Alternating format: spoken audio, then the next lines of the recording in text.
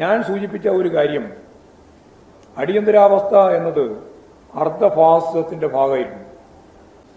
ആ അർദ്ധ ഫാസിസ്റ്റ് രീതിയിലുള്ള ഇന്ദിരാഗാന്ധിയുടെ നേതൃത്വത്തിൽ നടപ്പിലാക്കിയിട്ടുള്ള, കോൺഗ്രസ് നടപ്പിലാക്കിയിട്ടുള്ള ഈ അമിതാധികാര വാഴ്ചക്കെതിരായി, അർദ്ധ ഫാസിസ്റ്റ് ഭീകര വാഴ്ചക്കെതിരായി അതിശക്തിയായ രാഷ്ട്രീയ മുന്നേറ്റമാണ് പിന്നീട് നമ്മൾ കണ്ടത്. ആ മുന്നേറ്റത്തിന്റെ ഭാഗമായിട്ടാണ് നമുക്കെല്ലാം അറിയുന്നതുപോലെ വിവിധ പാർട്ടികൾ ചേർന്ന് ഒരു രാഷ്ട്രീയ പ്രസ്ഥാനം രൂപപ്പെട്ടത്. അങ്ങനെയാണ് ജനതാ പാർട്ടിയുടെ രൂപീകരണം. ജനതാ പാർട്ടി എന്ന് പറയുന്നത് ജനസംഘത്തിന്റെ തുടർച്ചയായി വന്നൊരു പാർട്ടിയല്ല.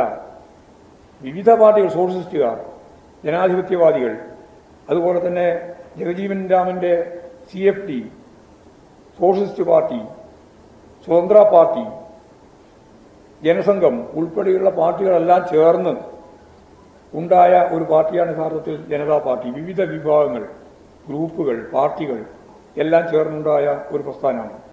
അന്ന് RSS പ്രബലമായ ശക്തിയായിട്ട് ഇതിൽ പ്രവർത്തിക്കുന്നില്ല.